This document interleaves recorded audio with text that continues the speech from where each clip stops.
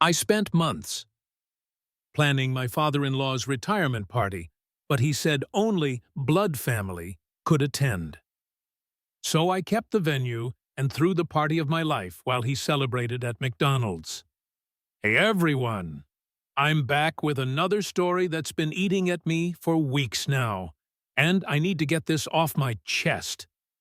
This is about how I spent 3 months and over $2,000 planning what was supposed to be the perfect retirement party for my father-in-law, only to have him tell me I wasn't welcome because I'm not real family. Well, let me tell you how that worked out for him. My name is Jake, and this happened just last month. I've been married to my wife Lisa for 5 years now, and her father, Robert, has been, let's just say he's been a challenging part of our relationship from day one. The background. Robert is one of those old-school guys who believes that marriage doesn't make you family. Only blood does. He's 67 years old, worked as a foreman at a construction company for 35 years, and has always made it crystal clear that he sees me as an outsider who happened to marry his daughter. From the moment Lisa and I got engaged, Robert made snide comments about how real men should act, how I was too soft for his daughter, and how he hoped she'd come to her senses before the wedding. When we did get married, he gave a toast that was basically a backhanded insult disguised as fatherly advice. Lisa has always defended me, but she's also tried to keep the peace. That's just how Dad is, she'd say. He'll come around eventually. Well, 5 years later, and Robert still treated me like I was some temporary fixture in his daughter's life. But here's the thing. Despite all his coldness toward me, I genuinely wanted to have a good relationship with him. I respected the fact that he'd raised an amazing daughter, worked hard his whole life, and was about to reach a major milestone with his retirement. The retirement announcement. 3 months ago, Robert announced that he was finally retiring after 35 years with the same company. It was a big deal. He'd worked his way up from a basic laborer to foreman, had trained dozens of younger workers, and was well respected in his field. Lisa was over the moon. "We should throw him a party," she said immediately. "Something special to celebrate everything he's accomplished." I agreed completely. Despite our rocky relationship, I knew this was important to Lisa, and I genuinely thought this could be an opportunity to finally bridge the gap between Robert and me. "Let me handle it," I told Lisa. "I want to do this for him, and for you." Lisa was hesitant at first. "Are you sure? You know how Dad can be. That's exactly why I want to do it. Maybe if he sees how much effort I'm putting in, he'll realize I'm not going anywhere, and we can finally get along." Looking back, I realize how naive that sounds, but at the time I was genuinely optimistic that this grand gesture would change everything. The planning begins. I threw myself into planning this party with the kind of enthusiasm usually reserved for planning your own wedding. I wanted it to be perfect, not just for Robert, but to prove to him that I cared about his family and his achievements. First, I started researching venues. I wanted somewhere nice, but not too fancy. Robert isn't the type for pretentious places. After visiting a dozen different locations, I found the perfect spot. A beautiful private dining room at a local country club that overlooked a lake. It had that rustic but elegant feel that I thought would appeal to Robert's sensibilities. The venue cost $800 just for the room rental, but I figured it was worth it for such an important occasion. Next, I started working on the guest list. I reached out to Robert's co-workers, including several who had already retired. I tracked down old friends from his neighborhood, contacted relatives Lisa hadn't spoken to in years, and even found some of his old Army buddies from his service days in the 1970s. This wasn't easy. I spent hours on the phone, explaining who I was and why I was organizing the party. Some people were surprised that Robert's son-in-law was handling everything, but most were excited about the celebration and grateful that someone was taking the initiative. I also planned the menu carefully. Robert is a meat and potatoes guy, so I arranged for a barbecue-style buffet with all his favorites: pulled pork, brisket, corn on the cob, coleslaw, and his beloved apple pie for dessert. The catering alone cost $12,200 for 50 people. But I didn't stop there. I wanted this party to be truly special, so I started working on personal touches that would make the celebration memorable. The personal touches. I spent weeks collecting photos from different periods of Robert's life.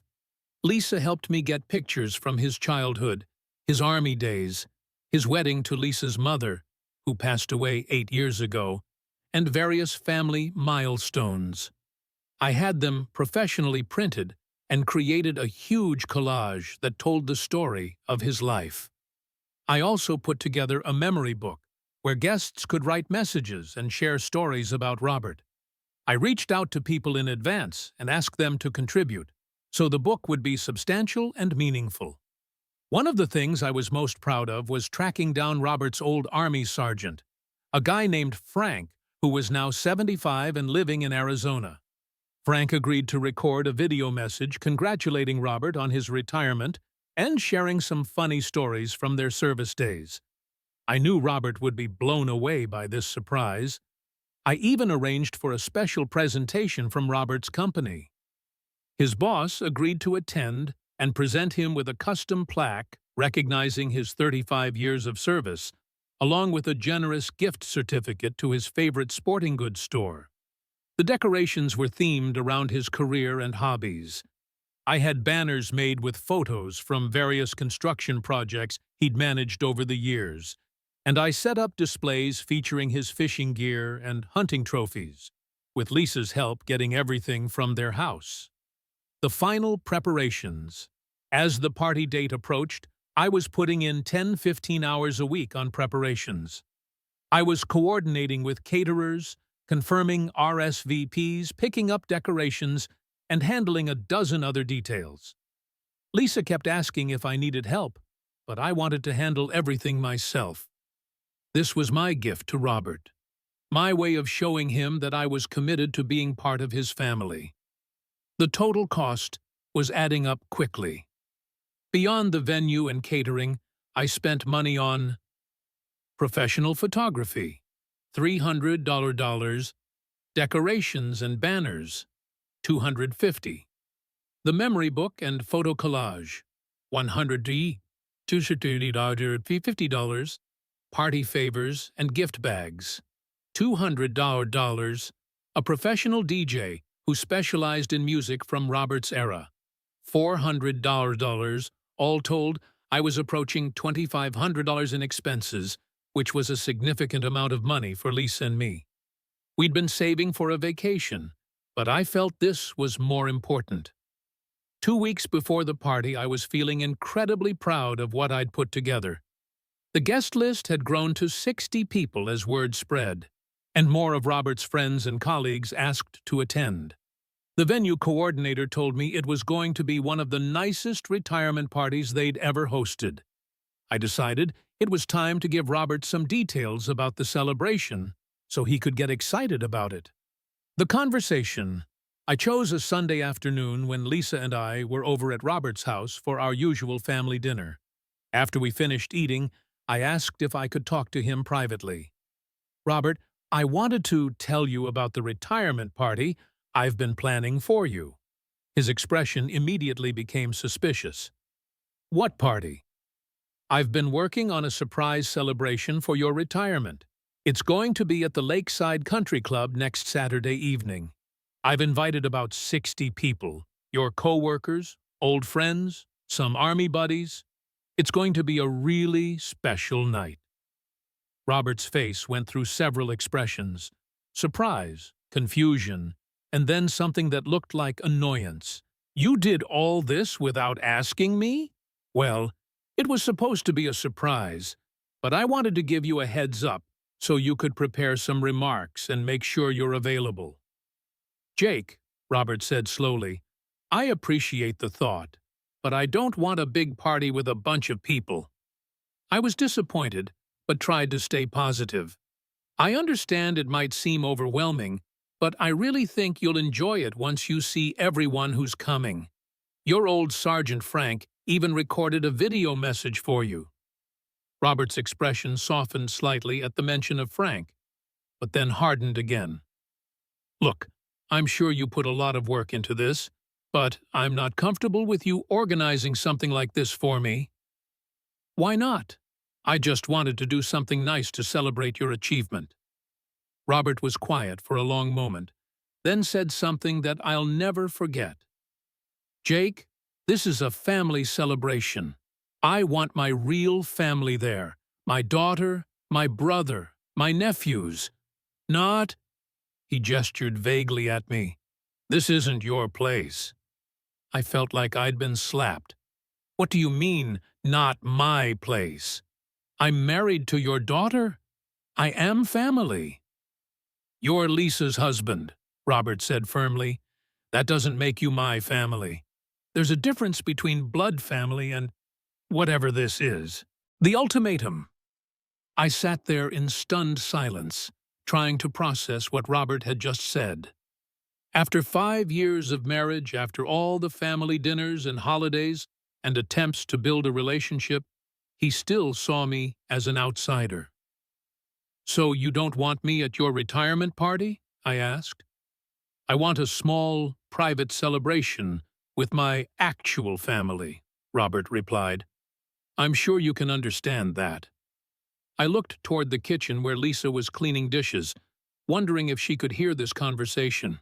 Part of me wanted to call her in and make her deal with her father's rejection of her husband. But instead, I made a decision that surprised even me. Okay, Robert, I understand perfectly. He looked relieved. Good. I'm glad you're being reasonable about this. Oh, I'm being very reasonable. Since you don't want me at your party, and since I'm the one who planned and paid for everything, I guess you'll need to make your own arrangements. Robert's expression changed. What do you mean? I mean, the party I planned was for someone who considered me family. Since you've made it clear that's not the case, you can plan your own celebration with your real family. You can't just cancel everything. I'm not canceling anything. I'm just not giving it to someone who doesn't consider me family enough to attend. Fallout. Robert started getting angry, raising his voice and demanding that I do the right thing and hand over the party I'd planned. But I was done trying to win his approval. Lisa came in from the kitchen, drawn by the raised voices. What's going on?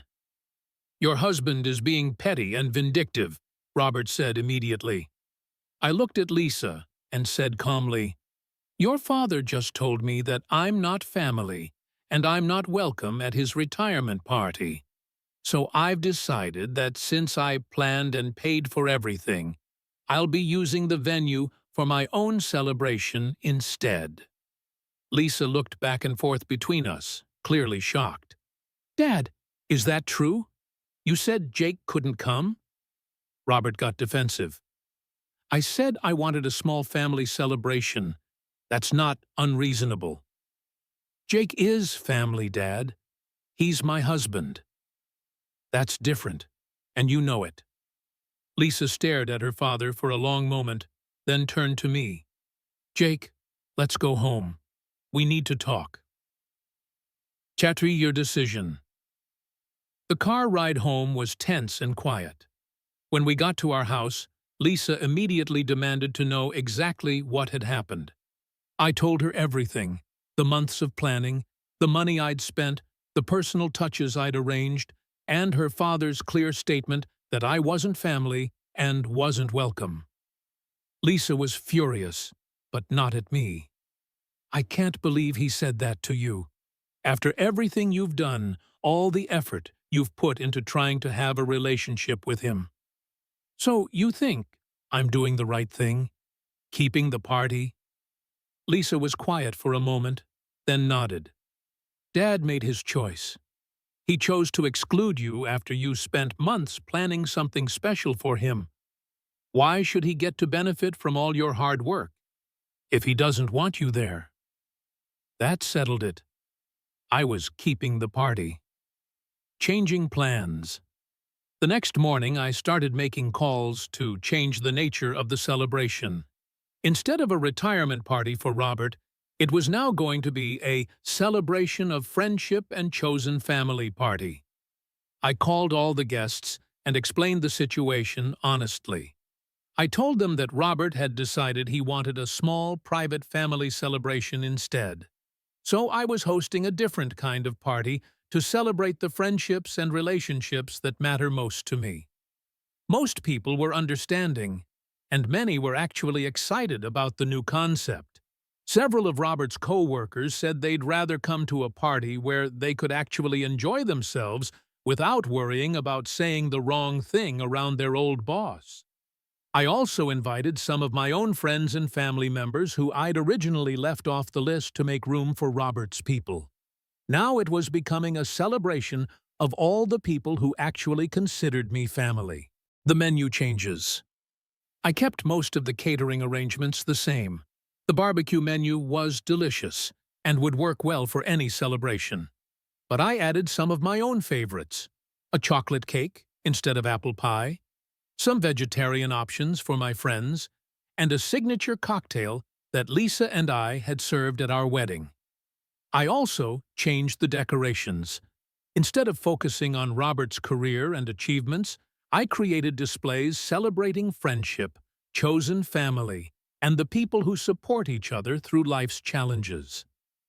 The memory book became a friendship book, where guests could write about what friendship and loyalty mean to them. Robert's reaction word got back to Robert pretty quickly about what I was doing. He called me 2 days before the original party date, furious. "You can't steal my retirement party." "I'm not stealing anything, Robert. I planned and paid for a celebration, and I'm having it. You're welcome to plan your own retirement party." "But you invited all my friends and co-workers." "I invited people I thought would want to celebrate with someone who considers them important. Turns out, a lot of your friends are also my friends now." Robert tried various tactics: guilt, anger, threats to have Lisa choose between us. But Lisa stood firmly behind my decision. "Dad, you made it clear that Jake isn't family to you, so why would you expect him to throw you a party? Plan your own celebration with your real family." Chapter: The Party Day. The Saturday of what was originally supposed to be Robert's retirement party arrived, and I have to admit, I was nervous. Part of me wondered if I was being petty or vindictive. But as guests started arriving at the Lakeside Country Club, my doubts disappeared. People were genuinely excited to be there, and the atmosphere was warm and welcoming in a way I wasn't sure it would have been if Robert had been the guest of honor. Many of Robert's former co-workers came and seemed relieved to be able to speak freely without worrying about their old boss judging them. They shared stories about workplace frustrations and celebrated their own achievements without having to focus entirely on Robert's legacy. My friends and family mixed beautifully with Lisa's extended family members who had chosen to attend our celebration instead of Robert's smaller gathering. The food was fantastic. The DJ played music that got people dancing, and the photo displays celebrating friendship and chosen family resonated with everyone there. The highlight. The best moment of the evening came when Frank, Robert's old Army sergeant, showed up in person. He'd originally planned to just send the video message, but had decided to fly in from Arizona to attend what he thought was Robert's retirement party. When I explained the situation to Frank, he was quiet for a moment, then said, "You know what, son? Robert's loss is our gain. I've been looking forward to this celebration for weeks, and I'm not about to let his stubbornness ruin it. Frank ended up being the hit of the party. He told incredible stories about his army days, not all of them involving Robert, danced with several of the ladies, and gave an impromptu speech about the importance of chosen family and loyalty. Sometimes, Frank told the crowd, the people who aren't related to you by blood are the ones who show you the most love and respect. This young man here, he pointed at me, put his heart and soul into planning something special, and he deserves to be celebrated for that. The room erupted in applause, and I actually got a little emotional. Robert's celebration. Through Lisa's brother, we learned that Robert's intimate family celebration ended up being pretty disappointing.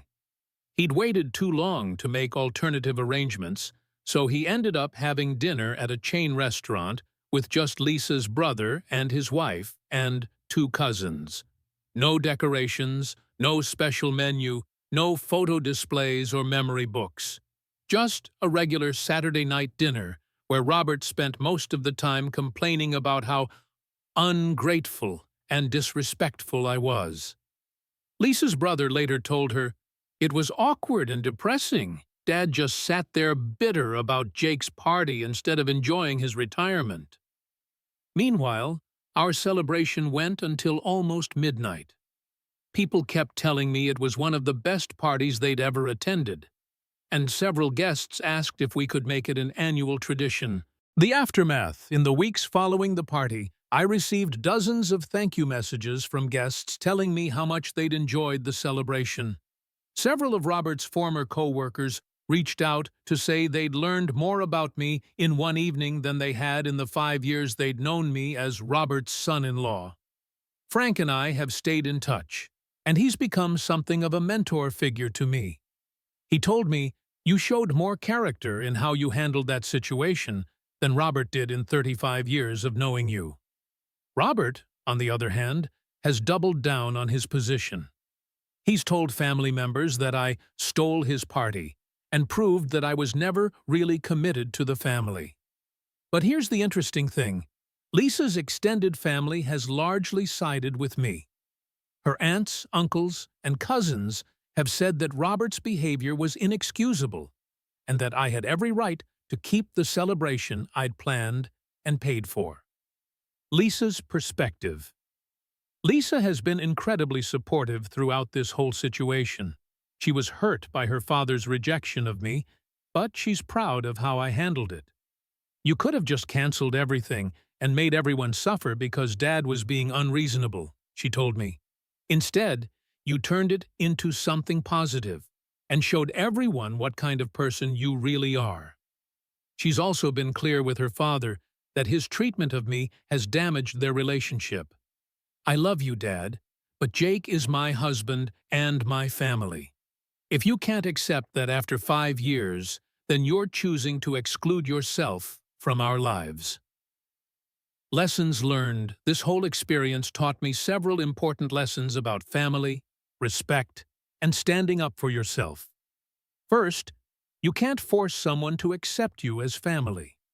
I spent 5 years trying to win Robert's approval and prove that I belonged, but he was never going to see me as anything more than an outsider. That's his choice and his loss. Second, sometimes the most generous thing you can do is exactly what someone asks for. Robert said he didn't want me at his party and didn't consider me family. So I gave him exactly that, a celebration without me, planned by his real family. Third, chosen family can be just as meaningful as blood family. The people at our celebration, friends, co-workers, extended family members who chose to support Lisa and me, showed more love and loyalty than Robert did, despite being related by blood. Finally, standing up for yourself doesn't make you petty or vindictive. I had every right to keep the party I'd planned and paid for, especially after being explicitly told I wasn't welcome. Moving forward, Robert and I still don't have a relationship, and honestly, I'm okay with that now. I spent years trying to bridge a gap that he was determined to maintain. His rejection freed me from feeling obligated to keep trying. Lisa and I are stronger than ever. This situation showed both of us where our loyalties lie, and reinforced that we're a team. And who knows? Maybe Robert will eventually realize what he lost by choosing pride over family. But if he doesn't, that's his choice to make. As for me, I threw one hell of a party, surrounded myself with people who actually appreciate me, and learned that sometimes the best revenge is just living well and being happy. The venue coordinator still talks about our celebration of chosen family as one of the most joyful events they've ever hosted. And Frank has already asked if he can come to next year's party. Because, yes, we're making it an annual tradition. Sometimes the best families are the ones you choose. Thanks for listening to my story. Have you ever had to deal with someone who just refused to accept you as family? Let me know in the comments how you handled it.